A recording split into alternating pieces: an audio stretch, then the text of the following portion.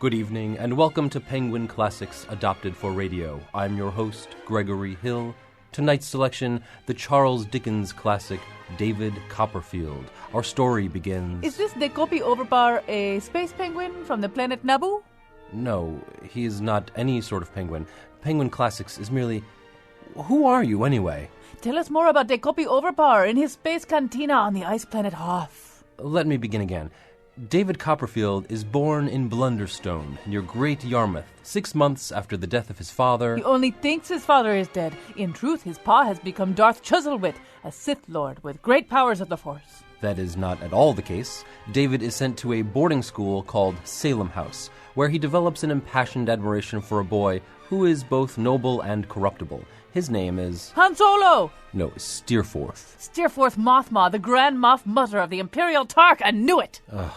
Later, David lodges with Mr. Wickfield and his daughter Agnes, but Wickfield has an assistant, Uriah Heep. Ah, the cousin of Jar Jar Heap from the forest planet Takodana. No. Meanwhile, David's impecunious landlord, Wilkins Micawber, is arrested for debt and sent to the King's Bench prison. Frozen in carbonite. I know how the story goes. First, the robot Dora D2 comes to Dekopi Overpar with a message. Barkis is willing. He and Han Solo break into the prison and bring Micawber Papanoida to Princess Agnes, who turns out to be Steerforth Mothma's sister and his mama. Fascinating. And then what happens? Well, Dekopi Overpar and the other space penguins must battle Darth Chuzzlewit to the very death, but wait, I don't want to wreck the whole story for you. No, I'm quite keen to know the ending. Tell me now. I will, but first here's a show about Star Wars and Princess Fiorina. And now Jabba the Hutt's personal trainer, Colin McEnroe. Yeah, so we are going to begin with Star Wars, not the regular sort of conversation that people have about Star Wars, but about people who don't like Star Wars. I'll come to that in a second. Hopefully I can set it up well for you. A little bit later in the show, we're going to talk about some of the things that Carly Fiorina, presidential candidate, has been trying to do to, maybe loosen up her image a little bit, especially utilizing dogs, the also popular dogs. And then with a little time at the end, we'll talk about kind of a Fox News stunt in which one of their correspondents, or their satirical correspondents, got about 50 Yale students to sign a petition calling for the abolition of the First Amendment. Also, if time permits, a little conversation about a controversial calendar in Glastonbury. All of that, if we can do it all. Some of you who are listening live at 1 may hear part of the show interrupted. That's probably not quite the right word, by a speech from President Obama. But if you're listening at 8, you'll hear the whole show. Online, you can hear the whole show. All right, so here we go. It's time to meet the panelists. First, Carolyn Payne, probably the only person who owns both a shark bathing suit and a cat Christmas sweater. That is a cat Christmas sweater, right? It's Grumpy Cat. It's a Grumpy Cat Christmas sweater. She has many other things besides a dance impresario and a dancer and a comedian and an actress and a blogger and lots of other stuff as well. From Trinity College, Luis Figueroa, and where he is a professor, and Teresa Kramer, who runs The Cut, a magazine, an online magazine for the young adults of Connecticut, and to which we will point you at some point today if we get to the conversation about the calendar, because she has some special details about that up there. So let us begin. So I got kind of interested in this notion of people who don't like Star Wars, and I found 3 instances of it very easily. Bill de Blasio, the mayor of New York, says he's just not into it. Dennis House, who's a TV anchor here in Connecticut with WFSB, says he's just not feeling the Force. And then a writer named Martin Barham, writing for both Medium and I think Fast Company, did an essay about how he just Star Wars doesn't say anything to him. It doesn't mean anything to him. He doesn't think that there's any reason why he would be temperamentally disinclined to like Star Wars, but he just doesn't. And now, even though he claims he did not manipulate his son in any particular way to share his antipathies, his son doesn't like Star Wars either. I would like to point out that in the comments section, he was reprimanded by several people who feel as though he did poison his son's mind against Star Wars. Anyway, one of the questions would be, does it matter if everybody likes Star Wars? And when people say they don't like Star Wars, what are they really saying? Fortunately, we have a person on the panel who doesn't like Star Wars that much, and that would be Teresa Kramer. So sketch this out for us. Is there a why? There doesn't have to be a why. I mean, there's like some people just don't like things. It's not so much that I don't like it, it's that I've never seen it, which is not unusual for a lot of movies of that sort of ilk. I've never seen the Indiana Jones movies. I've never seen a lot of those sort of 80s, serial sort of movies. Did they show other things in the bunker where you were raised? Yeah, or? I just watched Dirty Dancing over and over again at a very inappropriate age, basically. But so I've seen clips of Star Wars, oddly, as part of a world religions class I took in high school. That is not the context of the introduced to Star Wars. Either that or it's what's wrong with religion right now. It was sort of, we studied the Force as a part of the unit on Buddhism. Mm-hmm. And so I've seen clips of basically Yoda talking about the Force. But other than that, I've never really seen it.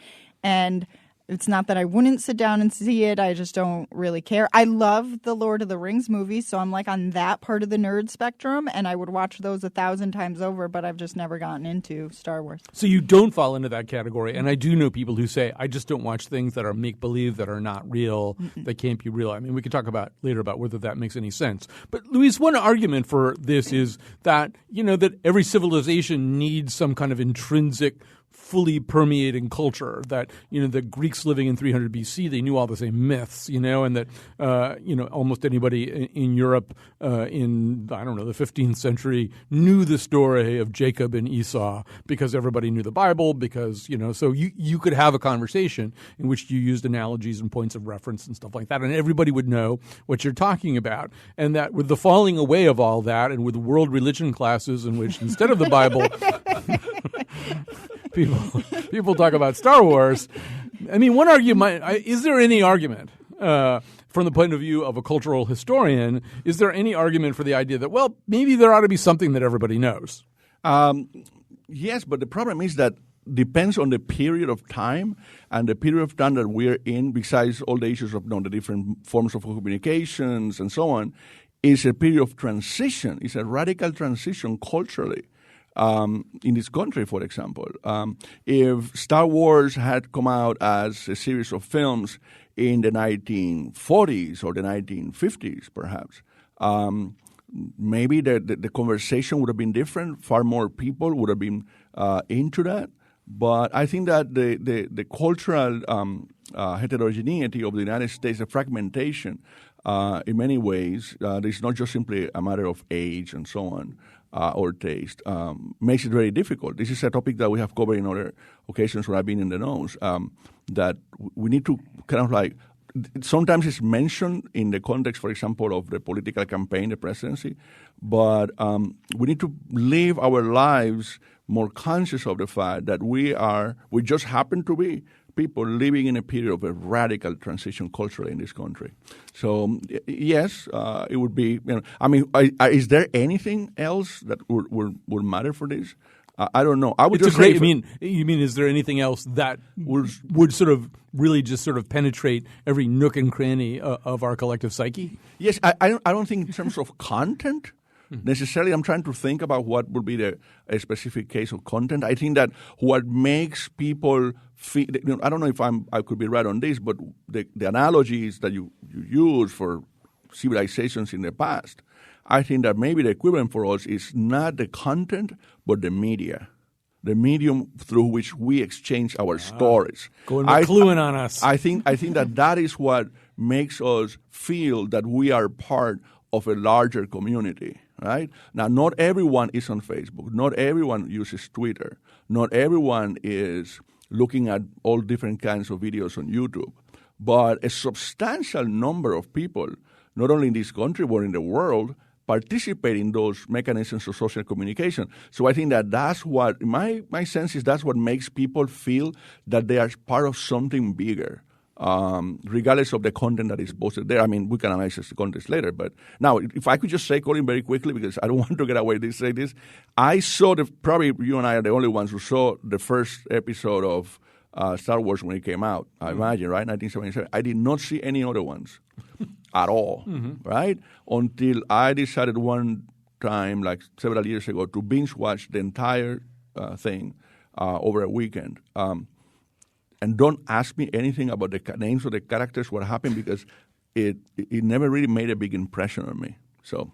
Well, now he makes an interesting point, Carolyn, which is that so his essential argument is at this point in 2015, you cannot know who R2-D2 is, but you can't not know, I don't know, whatever the modern equivalent of Charlie Bit My Finger is. I mean, that you can't not know something that's The blue dress. You can't know exactly. Perfect. Thank you.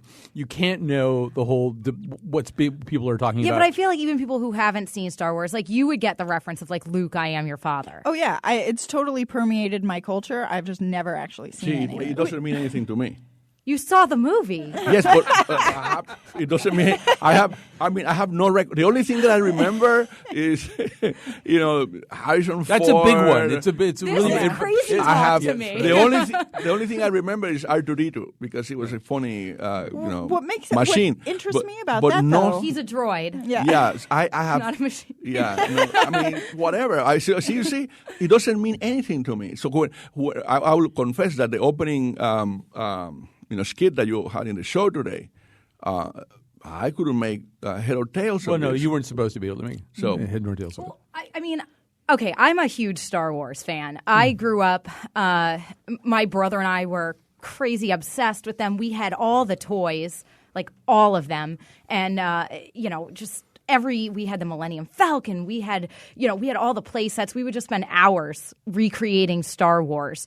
So I grew up where it was not just part of my culture. It was something that It was a world religion for you. It was, yeah, absolutely. Yoda is my way of life.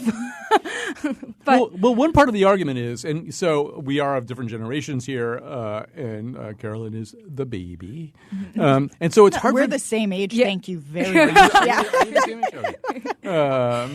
I'm so sorry. I got the birth order all mixed up here. All right, so you're both babies. So, there are a lot of different arguments about what Star Wars wound up meaning to people who saw it, as Luis was alluding, in real time, including that kind of notion that, right around then, moving into the late 70s, there were a lot of movies and a lot of culture out that had anti-heroes and that asked some, questions about the problematic nature of good and evil, and then this was sort of a big, huge refresher course in dualism, in sort of, well, some things really are bad, some things really are good, some people are completely heroic, some people are completely evil, although it turns out they have backstories where maybe they were not always evil, and that's one of the things that it kind of reminded us at a time of darkness and relativism and, sort of easy rider, what the basic human stories tend to be. I mean, maybe, I don't know if it does that for somebody of your tender age. I guess, I would be lying to say that when I first saw Star Wars, I obviously was a little kid and I wasn't analyzing it on a mythological, religious. You didn't have a copy of Joseph Campbell's Hero with 1,000 Faces? Not at that time. Not at that time. I was not quite referencing that. But I think one of the neat things about Star Wars is that it could relate. It's a love story. It's adventure. It has, the cool robots. And it just, I remember it really impacting me with this fascination with space, which I feel like is something that is very 80s. I can remember a point where I said I wanted to be an astronaut when I grew up, which, nowadays, I can't even get on a plane without having a panic attack. And there was a point in my childhood where I thought journeying to space would be something I'd like to do. Into a paper bag you should blow. Let me put that comment about the interest in space a little bit in a broader context, because it began really in the 60s. My brother and I were totally, especially my brother, who's younger than me, infatuated with the astronauts in the 60s and the flights of the Gemini and then the Apollo astronauts and so on. And my brother always had all kinds of figures and so on about space. And in the 70s, then we had not only Star Wars, we had Close Encounters, and so on. So there was a culture in the 60s and 70s of people who were really obsessed with the notion of space. Although I and would science argue, fiction. using my principle that we celebrate a frontier that's dead, that some of the things that you're talking about represented a kind of re-embrace of space when the space program was pretty moribund, like when it had sort of done all of its big tricks. Yeah. But it was, in fact, not going to be doing it on the public dollar anymore, so somebody else had to do a space program, and it turned out to be George Lucas. I just want to maybe bring up one other thing, and this would be, Teresa, the argument for it being a world religion. Or at least a potentially useful world religion. Because I was thinking also about the other culture that came out around that time. So there were other depictions of heroism and kind of fundamental goodness. But one of them, for example, was Rocky. And having seen Creed and rhapsodized about Creed a lot. It's another series I have not seen. Okay, you haven't seen that series. Well, then... What did you do? Yeah, what did you do? Well, so Rocky's problematic, right? Because the first movie basically is about him, this white guy, this working class white guy, kind of hanging in there, against this kind of elegant, Ali or perhaps Cassius Clay like black fighter, So like the happy story is this working class white guy kind of makes it in this world that's dominated by a black man, which is kind of counter narrative, and it's a little bit problematic. The nice thing about Star Wars, I guess, would be there isn't any baggage, right? There isn't anything that really attaches to it. It's a completely fictive universe, so you don't have to even think about something like that. I'm pretty sure people will be able to this time around. I think it was a different time, right? Because people complain when there's not enough women in the Lord of the Rings movie or something, and you're like, well, they're elves. They're not even real people, so who cares? But it will be interesting to see what people can complain about in this one. But one of the things that I have heard about this, despite not having seen it, is that there were people who are angry that there's a black guy playing a stormtrooper or something. Who clearly is going to convert to sort of Jedihood, I think. Yeah. I think we talked about – I was on a nose where we talked about that. Yeah. And it was funny to me because I had never even thought that the stormtroopers were people. Yeah. I had gone through my entire childhood convinced that they were droids, or robots. So it was. I was more mindful, and I was like, "There are people under." I think I had this exact discussion with my boyfriend because I was like, "Wait, I thought they were like robots or something," and then he's like, "No, well, isn't Darth Vader sort of the?" He was like, "Isn't Darth Vader sort of the head stormtrooper?" All right, we have to take no, he's not. But anyway, we have to take a quick break here anyway. I just want to quickly read a couple of tweets out. Red Menace tweets, "I've never seen any of the movies, so I don't like or dislike the movies."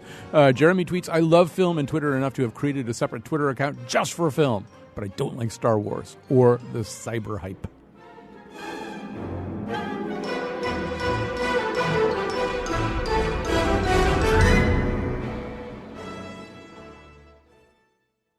One of the jobs of any political candidate is to prove that he or she is a human being, and that's sometimes a big lift, as they say these days. So we're going to talk just for a moment here about Carly Fiorina. She's kind of back in the pack these days in the Republican field, but one of the things she did possibly to improve her position was release a kind of unscripted video full of jump cuts, in all of which she's sitting on a couch. There are a bunch of dogs. Some of the dogs seem to like her. Some of the dogs seem to want to get out of there. A little bit chaotic. She's making a few jokes about it. She does at one point make a rather pointed joke about how she says to one of the dogs, President Obama ate your cousin, which we could talk about whether that was an okay thing to say or not.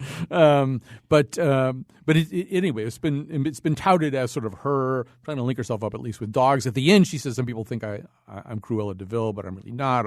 And then she makes a little joke that suggests maybe she is. And there's a little bit of a dig at cats too. Although at the end she goes, "Oh no, basically I like cats too," but it's not very persuasive. No. She's just casting a wide net at this point, just trying to get anything she can. This whole video was so bizarre to me. Like its intent is so clear that you're like, well, oh God! Couldn't you just go to a park and she heard and pet a dog? It's like she heard the nose about exactly. do people vote for somebody who doesn't like dogs? It's like she heard that and was like, oh well, we can get the dog voters. That'll be great. Right, so I'd like to offer a reward if I had the money. Offer a reward to the people who work in the production of that video, so that they can do what the people who produced the earlier footage on Ted Cruz and his family can they share the entire The raw footage. from this Carly Fiorina video, because I wonder how you could compare to the raw footage from Ted Cruz's shoot with his family. I found, to me, the funniest part of the entire video was when she admitted that someone on Twitter had compared her to Cruella de Vil. That's when I really was laughing, because my daughter watched all these things when she was little. And once she said it, I was like, oh my God, she does look like Cruella Well, I de thought it Vil. was funny that she couldn't wrangle a puppy. Like, she literally could not control these dogs. And I know that Samantha Bee, they made a parody video of this where they're saying if she can't control... It's a fake Ted Cruz right. commercial, right? Yes. Yeah. And they're saying if she can't control these dogs, how can she control the country? And that's how I felt when watching. I mean, like, these dogs are just... And I guess that was what she was going for, this very, like, unscripted kind of Curb Your Enthusiasm sort of take on this. But it was just way too bizarre for me. And I did appreciate that she wore black and then was covered in dog fur. The story of my life. Yeah. I think also, I mean, the purpose of a lot of advertising, it's a little bit like movie trailers. Movie trailers are often used to try to create the opposite impression of what people have about the movie. I had a friend actually who used to edit movie trailers, and he did the movie trailer for the movie The Chosen, and the producer said, don't make it look too Jewish. For the movie, it's like entirely, I mean, there's just, and so, I mean, and if you're a political candidate, you spend a lot of time trying to convince the world that you aren't what they think you are. And so for Carly Fiorina, I mean, she sort of identifies, I mean, people read her as this kind of tightly wound, as she said in the most recent debate, B word, which of course has a completely different dog application. And so anything. I mean, I think the chaos was intentional. It's like I can be happy. Yeah, I think they found the most unruly puppies to put there with her. Like, they had a casting for dogs, and they found the ones that were just like gonna pee in the middle of the floor.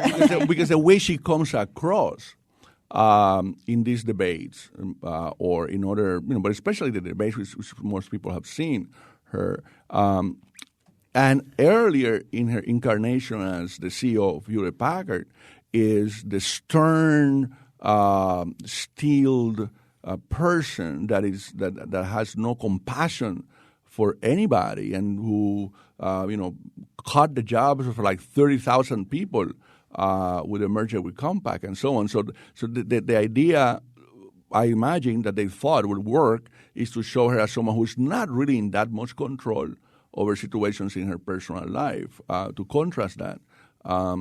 But the part about the dogs, the Obama eating dogs, appears in his memoir, made me think. We should just pause and say that in his memoir he describes a time in his childhood that was spent in Indonesia, and that he, I think, just briefly says, that when he wasn't eating at the family table, he would go off and with just sort of other Indonesian children eat some of the things that they ate, which included snake and something else, and dog, which he said was very tough. But it isn't like there's like a long, Mario Batali discussion of how tasty dog is. It's a beautiful passage, by the way, a piece of writing. In the book, and because he describes arriving at the place, arriving at the house, what he saw, and I was rereading the broader context in the passage, or the reference to the different kinds of food today, and it really transported me back to a person that grew up in the tropics myself. So, but what I find odd, really, is that she makes that reference in a way. She's doing what is normally called in scholarly circles ordering Obama. So Obama is the order. He's not one of us, because he ate dog food when he was growing up in Indonesia, that exotic country, so far away. And of course, when people hear that, it's kind of like dog whistle for the earlier controversy over whether he was born in the United States, or whether he was a Muslim, or whether he was sworn in with a Quran and on the Bible. But the oddity for me also is that when we look at her biography, this is a woman, Carly Fiorina, who had the opportunity to live briefly in different locations in the world, because her father was a prominent law professor, and eventually more than that, including she lived in London, but she also lived in Ghana. Now, has anyone ever said, okay, let's talk about your experiences in Africa? You live in a non-Western country. You should, let's talk about this. And so, to me, this is an irony. It is part of the problem that I have with some candidates, that they try to highlight certain things in their biographies and hide others. That would be very revealing. I would like to have a conversation with her about her experience being a student in high school or something in Ghana. And I have to say, I completely subscribe to everything that you just said, and I salute also the close reading and thinking that you're doing about this. And I had a similar set of thoughts, although nowhere near as sophisticated or detailed about it. But then I also thought, well, one of the rules of politics is, the weirdest thing about you is fair game. And we play it from both sides. And I mean, Mitt Romney, was satirized a million different times for strapping his dog Seamus to the top of the car to go on a trip, and like whatever they can find about you, and so yes, I think there is all that subtext there, but it's also hard to complain about it because both sides play that game, right? You find the most cringe-inducing thing about the person and turn it into a snarky joke. Yeah, and I mean, I think I don't know, is everyone else as sort of,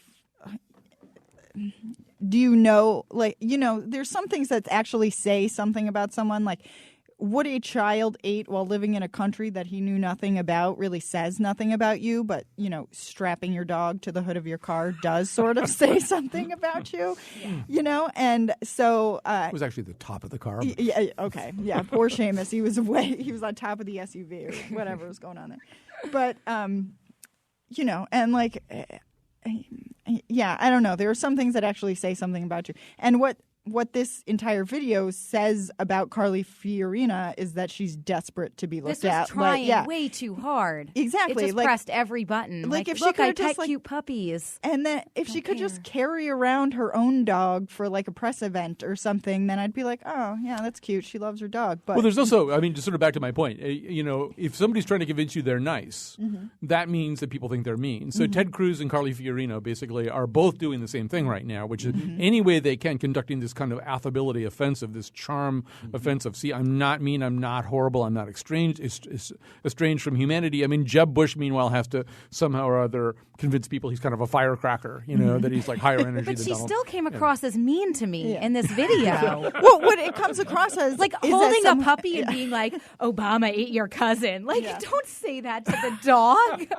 And I have a real problem with people who are just like, I hate cats. I wish I could be a cartoonist and create a short cartoon now with Cruella de Vil with a puppy and do these kinds of things that appear in this video. It's just really ironic. But I mean, look, Colin, I was just thinking, in your column, was it from yesterday or the day before, which I really enjoyed, and if anyone here hasn't read Colin's column, when he describes Trump and his cast of characters as a cast of characters in high school, which I really enjoyed. In that column, you describe Carly Fiorina as, quote, the girl who will mortgage any aspect of her soul and or reality to improve her class rank. So she's Tracy Flick from Election. Does that? That's a good one. That is kind of she's kind of Tracy Flick. Yeah. So isn't that the way she comes across in this video? Well, that's the way people portray Hillary Clinton too. Right. So, that exactly. And in the case of Hillary Clinton and maybe Carly, I mean, Hillary Clinton's one of those people where people say, well, if you actually know her, people who know her, she's relaxed and she's funny and she's human, and that's not the read we make, right? So a lot of it is the way we read the code of a person. I mean, I'm going to go to a slightly controversial place that I did include in our notes for today, but watching Tuesday night's debate, Carly Fiorina, as she introduced herself, she's been using things like this, that she's beaten breast cancer and she's done this and she's done that. And she said and I've buried a child. And I didn't know what that meant. I hadn't really followed it. I know now that she's talked about it a lot, and I think even written a book about it. But I mean, the person she buried was 35 years old, was the, in fact, daughter, of her husband by the first marriage. When I hear somebody say, I buried a child, I think that they lost some young person. And I also am slightly troubled by the use of it, once again, as kind of a political collateral. Here's some things about me you need to know. That's why I said that thing about her, that she would mortgage anything to improve her class standing. To me, that's not a bargaining chip. I mean, it's a genuine tragedy, but to have it couched in this highly specific way. Yeah, it's very problematic. But there's another one that she always repeats, which is, I started my life as a secretary. right? And so people would think, she graduated from high school, went to get a job as a receptionist or a secretary, and then she went and took classes in a community college, and then she went to, and in fact, like I said, she grew up in a very privileged background, right? And she went to Stanford, and when she was a student at Stanford, she began working as a secretary in the summers. Right? And then, wow, does she say that is the context? And it sounds like he was someone who was struggling and so on. And come on. This is the part that I find so ridiculous about her. All right, I'm going to wrap it up here.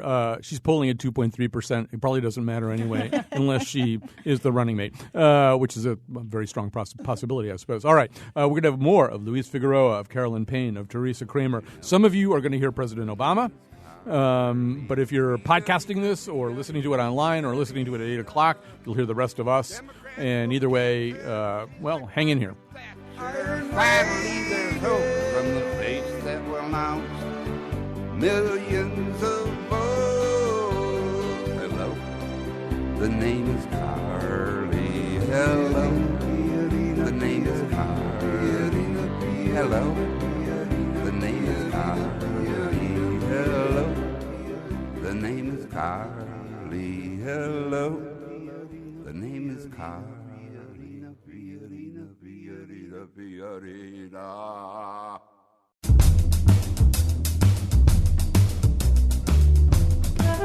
Today's show was produced by Betsy Kaplan and me, Kyone Wolf. Our interns are Amanda Gallagher and Sarah Flaherty.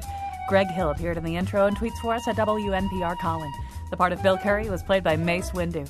For show pages, articles, and videos of the Here and Now staff sitting on a couch and playing with ferrets, visit our website, WNPR.org/Colin. On Monday's show, the Big Al Anderson Holiday Special. And now, back to Colin. I'll say a little bit more about that during the endorsements. But before that, we're going to try to hit a few more topics here since we've got the time. The first one is courtesy of Fox News. We usually don't go to Fox News some of us here anyway, don't go to Fox News for either enlightenment or entertainment. But this one was kind of good. They're calling it Yale Fail. Ivy Leaguers caught on camera, on video, clamoring to kill the First Amendment. So this satirist from Fox News went out with a petition to the Yale campus and basically sort of offered them, we'd play the audio, but I think it's kind of, you have to kind of watch the whole thing to sort of see what's happening. But he's sort of saying, in the spirit of what's going on in college campuses right now, people shouldn't be able to hurt your feelings or make you feel unsafe. People should be able to say bad things. So that would involve getting rid of the First Amendment. Maybe we should do this. He goes out there with his petition and visits various people. He claims that in 60 minutes he got 50 signatures. Teresa, people were saying, thank you for doing this. This is one of those things, though. So whenever I see, like when Jay Leno used to do the jaywalking, or Jimmy Kimmel does Live Witness News now, I always feel like people. I don't think these people knew they were being videotaped, right? But sometimes I feel like those people are just like, oh, there's a camera in my face. I don't know how to think. And I'm wondering if, half of them were like, wait, which amendment is this? Oh, it's probably the gun amendment or something, until he starts explaining it to them at some points. And then I'm just out. Then I'm just like, oh, God. It's just embarrassing for Yale and all of these kids. Well, this entire thing has been embarrassing for you. Yeah. Yeah, and I hate saying it, but if it had been a different college, I would have maybe felt like, but Yale, you kind of just assume that you expect they've just come from history class or something where they are talking about the amendments and they know what they mean, or I think they all know what the First Amendment is. Yeah, okay. I don't think there's I'll stipulate to that. Yeah, I don't think there's any doubt about that. They all know what the First Amendment is. Now, they may, in fact, structure it a little bit differently in their minds, and as they're thinking about it right now, the argument that's been going on campus, and Luis may have something to say about this too, although I'm not quite sure how this has been playing out at Trinity, but it is sort of the notion of free speech butting up against the rights of people to feel safe. And the argument among a lot of students on a lot of college campuses these days is that, in fact, free speech needs to give some ground. The other part of this is the First Amendment isn't really what's in effect here. In other words, the First Amendment only affects the ability of the government to control your speech. Right. So, it's not really germane to what's going on in these college campuses. But almost as a bit of metonymy or something, there's this sense anyway that free speech is butting up against something else, a set of concerns, and that maybe free speech isn't so great, maybe it's overrated. I think that's what he's playing on there anyway. Yes, and I think it's a long debate. It's been going on now for probably 25, 30 years of the use of hate speech in particular context. And so how much do we regulate what people could consider hate speech in a college university's context? That debate has been going on for a long time. But I think that the difference here, in the case of Yale in particular, is, if I remember it correctly, stems from two different sources. One was whether some African-American women were excluded from entering a fraternity party, right? And that doesn't involve free speech. That's different. Someone might say, well, that's freedom of association. Well, let's debate that. And the other one was the memo about, which was the bigger thing that produced this protest earlier in this fall, was the memo about people have to be more conscious about how they dress for Halloween so that they don't offend other people. Is that a form of free speech? Well, I'll say in my campus at Trinity, we had an incident in 2006 in which a student, precisely for Halloween, he decided to dress as what he called a ghetto gangster. So he painted his whole body in dark and went to the party naked. Wait, what? All his body painted in black. Went to the party naked, holding a machine gun and some kind of a hat. And there was another feature of his quote-unquote costume that I cannot mention on the air. But the point is that this was, the people took pictures, put it on Facebook, the early Facebook those days. And this became a huge controversy in my campus.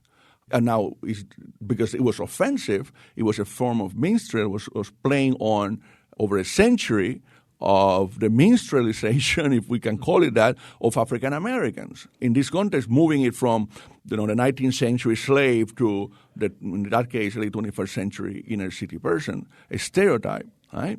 So that's where the debate comes from. That's the context for, I think, some of these students responded perhaps to the questions that the individual in the video were asking them for this supposed petition. Maybe that is following up on what Colin said. That is important to remember what is the context for some of these students saying these things. Well, do you kind of hope that they won't be so weak-minded as to – I think we can all understand that there are things that are offensive that shouldn't be done. They shouldn't be done. They shouldn't happen. How you feel about the First Amendment would seem to me to be an issue I would expect Yale students to separate out from that. Yes. But I think nobody's in favor – if you ask the question the right way, nobody's in favor of not. Like, are you in favor of the freedom to make you feel really, really bad about yourself? No, you're probably not in favor of that freedom. No. I will disagree with that. I actually am. I don't think you have a right to not ever be offended or for someone not to ever say anything negative to you. And I think there's this is a very generational thing, because there was this entire generation of people who got, participation trophies and were told how special they were. And now anytime anyone says anything that they don't like, they think that person shouldn't be allowed to say it. And that person may – but we live in America, and you're allowed to be as ignorant and as hateful as you want to be, as long as you don't physically hurt anyone. I disagree with – I'm sorry to disagree with something here. It's not just the millennial generation. These were debates that were taking place in American universities decades earlier, right? Okay. First-hand experience. We could talk about how the situation was in the 70s or the 80s or whatever, 60s or 70s. I came to this country in 1982 to go to graduate school. These were things that were debated and very confrontational way many times by students in the 1980s. We had a lot of. What you're saying is they were debated, and they're not being debated now. They're just being you're being fired and kicked out instead of being allowed the opportunity to I think debate. The internet has made freedom of speech a scary thing, and I think that the kids who are in college now, when they're thinking of freedom of speech, freedom of press, they're thinking of. You're thinking in terms of like these tweets that attack you, or the like cyberbullying and everything. So I think that there's a separate context that, because I know, like, I look back and I'm like, thank God I did not have social media in high school. I would have been so mean to people. Well, Luis, one thing that I will say, that having been on college campuses in the late 70s, Yale went through an incredible crisis of conscience about this, and produced something called the Woodward Report, which was still to this day maybe the strongest affirmation, saying, you know what, we're going to have everything here. We're going to have George Wallace here, and we're going to have Edward Shockley, the Nobel Prize-winning physicist who thinks that blacks are mentally inferior. They're all going to be here, and we're going to talk about it, and we're going to argue about it. We're not going to shut anything down, because this is college is where you think the unthinkable and say the unsayable and work those things out, argue those things out, rather than letting a pernicious idea grow like a mushroom in darkness. This is what we're going to do. And it's going to be painful, and it's going to be hard, and sometimes we're going to wish that we hadn't invited this idiot to come talk to us, but we're going to do it anyway. And to me, the pendulum has swung, and the power also has swung to the mob of students who surround the master of the college. I admit that's a poor choice of a term for the head of a college, but that's what they're called, and start screaming obscenities at him and saying, you have no right to make us feel uncomfortable ever. And there seems to be this sense, anyway, that the locus of power even has shifted. Okay, I think the part of the problem, too, is that there is a double standard here, okay? Let me explain.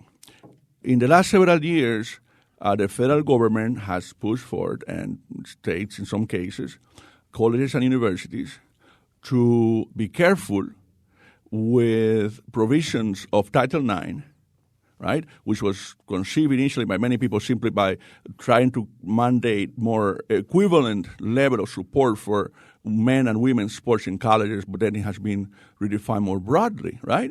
So under this now, depending on what you say in class or what you say in the environment in a college, the student could file a complaint that you are creating, as another student or as a professor or somebody else, you're creating a hostile environment along the issues of gender and sexuality, right? So, and that is in federal law. It's Title IX. That's the way it is being redefined and implemented across the United States in the last several years, right? So we have that, and we're now going through new policies in universities and training and so on, having to do with Title IX in relation to gender and sexuality, right? But there's no such equivalent thing when it comes to the issue of race and racism and xenophobia, right? There's no federal government that has a law, or the states, that have laws that prevent people or not supposed to allow people to create hostile environments around the issue of gender, right? I mean, for race as it exists now for gender. Now, I'm not attacking Title IX or whatever. I think it's very important. I'm just calling attention to the fact that there is policy along those lines regarding issues of gender now, right? And it's federal and state policy laws that have to be obeyed and policy, but there's nothing like that for race. What is it that we treat it differently? What's the problem with that? Well, I think one reason, we have to get to endorsements here, but one reason for not treating it differently is because it opens the floodgates. For example, a bunch of black students might really want Amiri Baraka, the former lower age, I know he's dead now, but to come in and talk. But Amiri Baraka was a fountain of anti-Semitism and a guy who would say stuff like the Jews were conspirators in 9/11. So whose sensibilities win? Amiri Baraka may be your hero as an African American, and the devil if you're a Jew. Yeah. So I mean, once you start doing that, then you have to sort of say, gee, do we stage the Book of Mormon, or is that going to be offensive? No, let me just, before we're recording, because we're running out of time before the endorsement, just want to clarify so the audience here understands. I am a very strong believer in freedom of speech, and I'm a strong believer of bringing to campus any kind of people to talk, right? And let's read different kinds of things too. I teach in some of my classes The Birth of a Nation, which is one of the most racist films ever made, 1915, celebrating the foundation of the Ku Klux Klan. So I believe in that people should be exposed to all kinds of things, and I don't like to be involved in censorship. I'm just trying to explain the complexity of the issue. Because people might think that I'm one of those who's trying to restrict speech. But I think that's why you don't enshrine the notion of if something's making me uncomfortable, I can file a complaint. You don't want to do that. Anyway, we got to have time for endorsements here. Teresa Kramer, what have you got? I just watched this documentary on Netflix called Best of Enemies about William F. Buckley and Gore Vidal. Yes. It is hilarious, first of all, to watch them just snipe at each other in the most hoity-toity way possible. But it is a wonderful example for what we're talking about, because these people actually hashed out their differences on television in front of everybody. And Sometimes were very offensive. Not to a point of reconciliation, however. No, they hated each other for real. It's a brilliant film. Brilliant film. Yeah, and some really great other voices that are in it, reaching from Christopher Hitchens to Brooke Gladstone, all kinds of people. Yeah, what have you got, Luis? All right, so since we are in films now, actually my endorsement is that in the context of this political campaign heating up, that people try to take time during the break now to watch again The Manchurian Candidate, the original 1962 film with Frank Sinatra and Angela Lansbury in really amazing performance. Lawrence Harvey, right? Yes, and so John Frankenheimer was the director. It's one of the really best political films ever, and I think it would be good to watch it now. And the reason I bring it up is because in a conversation, people were joking that Trump is ISIS Manchurian Candidate as a joke. I'm not saying that this is what people were believing. So it reminded me, and I like to recommend now The Manchurian Candidate. Every time that there's a presidential election, I always like to recommend it. All right. So we're trying to build up a national culture. People need to know who Cruella de Vil is and what the Manchurian Candidate is so they can understand what's being talked about. All right. Carolyn, what have you got for us? All right, I'm just going to go ahead and endorse ugly Christmas sweaters in general. I am wearing one today. We'll try to get a photo up on the website. I just think that they're a wonderful, happy thing. They've been making me laugh all season. I've been a big fan. They're in my Nutcracker. I use them. And I just think more people should. There's so many good ones out there available now. So I just think. How many ugly Christmas sweaters do you personally own? Counting the ones I own as costumes? Personally, I have about 8 that I rotate throughout the holidays. Wow, that's fantastic. I don't think I have 8 sweaters. Yeah. I would have been so disappointed if it were like 3 or 4. That would have kind of wrecked everything for me. All right, I do want to quickly, I don't usually endorse other shows that we're doing here, but I want to actually mention two. One of them is the show yesterday with Vin Baker. If you didn't listen to it, please podcast it, listen to it online. This is a story of an incredibly talented basketball player who kind of lost it all and then found his way back. And he's just amazing. He's amazing. I take no credit. But he's an amazing guy in this interview. It's really worth listening to. And then listen to our holiday special. We've already taped it, so I can say that it's fun. It's Big Al Anderson, of course, rock legend with NRBQ and the Wild Weeds. Jim Chapdelaine, well, you know him from the Nose. The three of us are now in the habit of gathering around the holidays to sing some songs and tell some stories and tell some jokes. And I think it's fun. I think it'll be fun for everybody else. God knows it was a lot of fun for us. A couple of other quick endorsements. I'm very late to this party, but Jessica Jones on Netflix. If Carolyn Payne were a superhero, perhaps she'd be a little bit like Jessica Jones. I'm not sure. But anyway, in terms of fusing noir with the superhero genre, I don't think it's ever been done as well. It's just remarkably good. Also, per our Star Wars conversation, this will take you a few seconds, but on YouTube, track down Peter Capaldi as Malcolm Tucker in The Loop, explaining what he thinks Star Wars is about. It's absolutely priceless. And I've got just enough time to do one more endorsement, and that is, depending on where you are right now, like if you're down in New Haven, maybe this isn't such a great idea, but if you're like in the frozen north up here in Hartford, just a reminder, Northampton is I've been going to Northampton a lot this winter, and there's a beautiful farmer's market there with incredible stuff. It's just a great Saturday morning till around 1 or 2 farmer's market, and they have fabulous stuff up there. And then you're in Northampton. You can do some shopping. There's an amazing toy store up on King Street, one of the best toy stores I've seen. Yes, I'll add to that. My boyfriend drags me there on a regular basis, and we just ate breakfast at a place called The Green Bean, and I had shakshuka, which is delicious, and I recommend it highly. You can see Teresa Kramer being dragged. Yes. There's like so many reasons to go to Northampton. But anyway, it's like, 45 minutes from here or something? I don't know. And it's like a different world in good ways and bad, I suppose. And the Iron Horse is a great place. The Iron Horse, the Calvin. There's terrific shopping. I mean, little stores that don't exist anywhere else, and a nice independent bookstore. So, maybe do your Christmas shopping. I mean, Governor Malloy will not thank me for saying this, but do some of your Christmas shopping in Massachusetts. Past the conservatory, up the street from the seminary. It's a very, very, very cool place to hang out. Yeah. It's cozy, like a Cracker Barrel. Yeah, we all be laughing, talking, joking, talking about this and talking about that, and talk about everything as a matter of fact. Oh, yeah. Talk about Torrington, Vernon, Danbury, Waterbury, Alderberry, Woodbury. Barry, hitting on New Britain, Vernon, I already said that one, Avon, Farmington, yeah, yeah, yeah, yeah, yeah, yeah. On the radio. See you on the radio. On the radio, baby. You and me talking, laughing down on college, back and roll. I see you on the radio. I heard that the new Star Wars movie crashed Fandango, which is really weird because I didn't think they were going to debut Crash Fandango until episode 8.